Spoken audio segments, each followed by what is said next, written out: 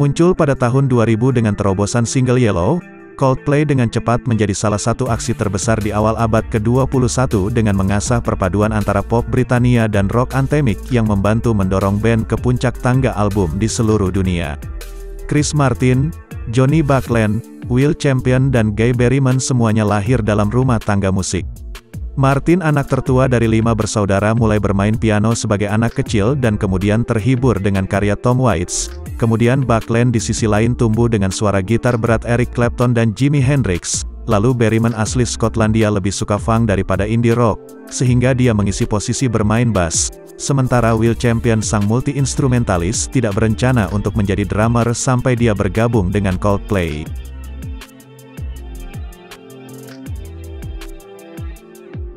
Mereka berkumpul pada tahun 1997 saat menghadiri University College of London, dan Safety EP dikeluarkan tak lama setelah pertunjukan pertama mereka di Festival Manchester. Itu sudah cukup untuk memenangkan band pada kesepakatan Inggris dengan Parlophone Records pada April tahun 1999, dan EP Blue Room tiba pada musim gugur itu.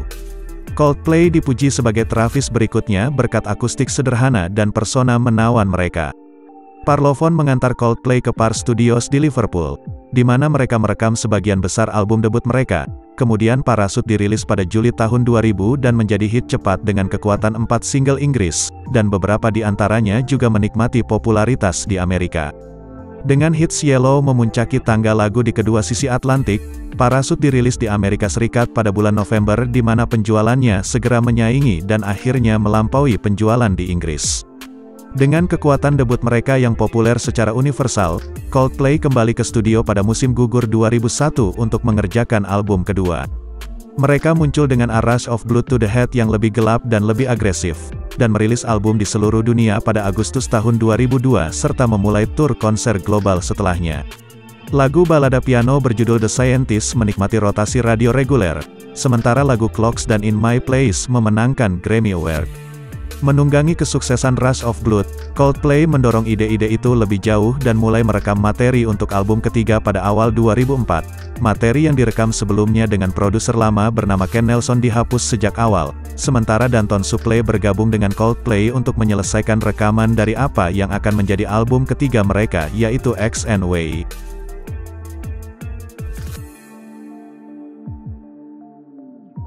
Speed of Sound menandai single pertama band dari album tersebut pada musim semi 2005.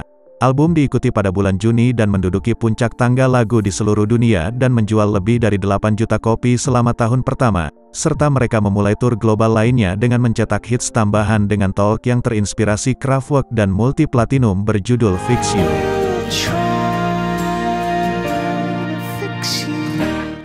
Keberhasilan seperti itu menempatkan Coldplay pada tingkat komersial yang sama dengan U2. Tetapi dengan meningkatnya popularitas dan exposure, muncul kritik negatif atas kesungguhan dan suara formula mereka.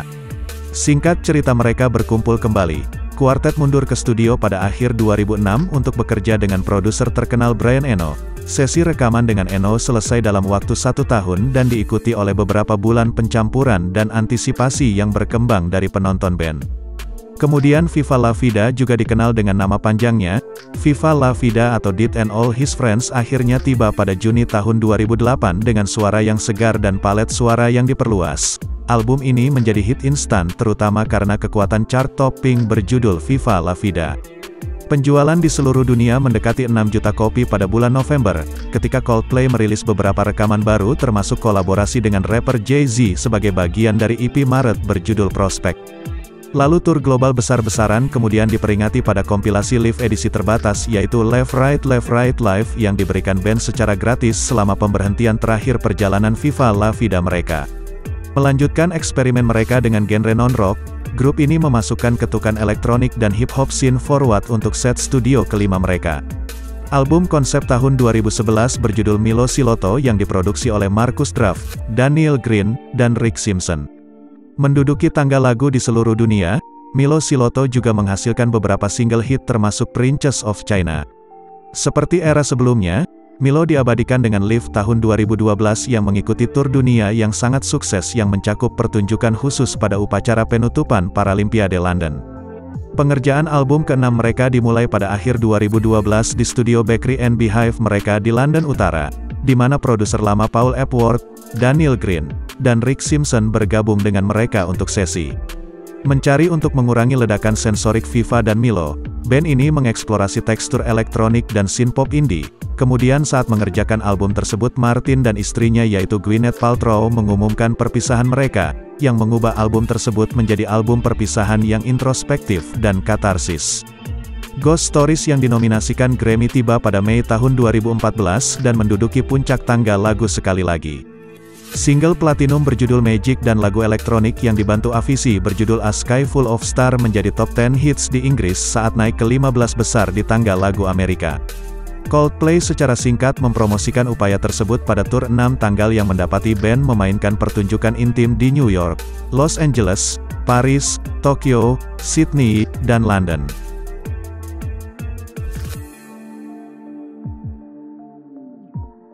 Rekaman dari tamasya itu mendarat di Ghost Stories Live 2014 dengan paket audio video yang berisi versi live dari setiap lagu dari album. Setelah menyelesaikan tugas promosi mereka untuk Ghost Stories, Coldplay kembali ke studio untuk mengerjakan LP ke-7 mereka. Merekam di Los Angeles dan London, band ini berkolaborasi dengan Noel Gallagher, Beyoncé, Tove Lo, dan Mary Clayton serta produser Rick Simpson dan Stargate. Single utama yaitu Adventure of a Lifetime tiba pada November tahun 2015 hanya beberapa minggu sebelum full-length berjudul A Head Full of Dreams dirilis. Singkat cerita band ini memulai tur A Head Full of Dreams selama 144 hari untuk mendukung album tersebut dan terjual abis stadion di seluruh dunia. Sementara itu Coldplay merilis Something Just Like This yang merupakan sebuah kolaborasi dengan grup EDM pop bernama Chainsmokers, yang muncul di album Chainsmokers Memories Do Not Open serta di Kaleidoscope EP Coldplay. Pada tanggal 15 November tahun 2017 di Buenos Aires, band memainkan pertunjukan terakhir dari perjalanan mereka yang menjadi tur konser terlaris ketiga sepanjang masa hingga saat ini. Lalu setahun kemudian mereka menutup era Head Full of Dreams dengan merilis CD dan DVD set Live in Buenos Aires atau Live in Sao Paulo, serta film dokumenter sepanjang karir A Head Full of Dreams yang disutradarai oleh Matt Whitecross. Coldplay memulai era album baru pada akhir 2019, dan mengumumkan rilis yang akan datang dengan metode kuno yang disengaja seperti kartu pos untuk penggemar, poster kereta bawah tanah, dan bahkan iklan surat kabar.